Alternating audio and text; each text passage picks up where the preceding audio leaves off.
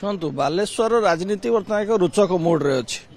राज्य में 21 निर्वाचन मंडल 20 निर्वाचन मंडल बीजेडी प्रार्थी दे सारापर गोटे निर्वाचन मंडल बाकी रखी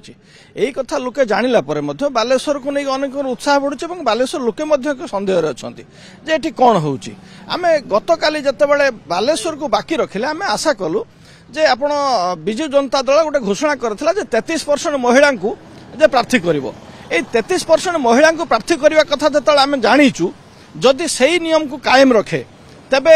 21 निर्वाचन मंडल विजु जनता दल राज्य में 6टी निर्वाचन मंडल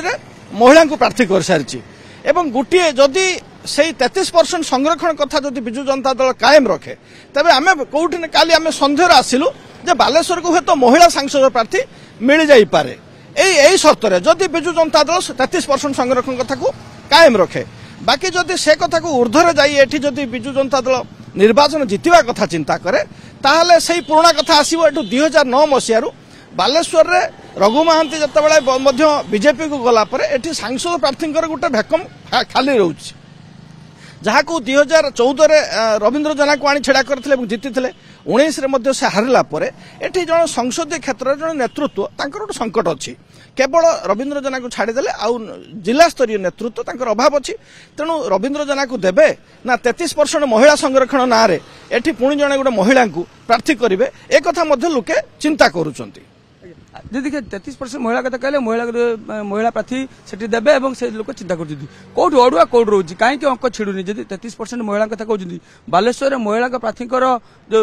योग्यता भित्तिक कथा आम यदि कहवा सी मुखिया को देखा जाऊ नहीं ना प्रकृत में प्रार्थी पाऊ नहीं ना बीजेपी एवं कांग्रेस सहित टक्कर देवे जमी आलोचना होची बीजेपी प्रताप चंद्र षडंगी जहाँ गत थर जीति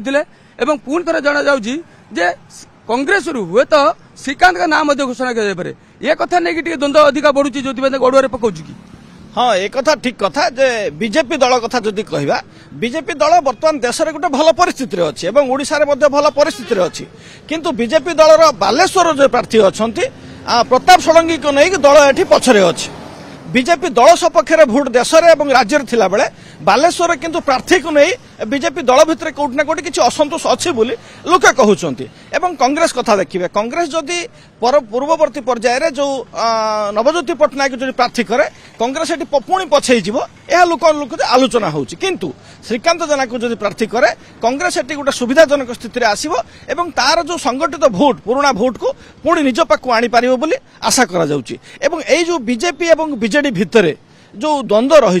ता भितर कांग्रेस कोटी ना कोटी चिंता कर फायदा नहीं जाई पारे।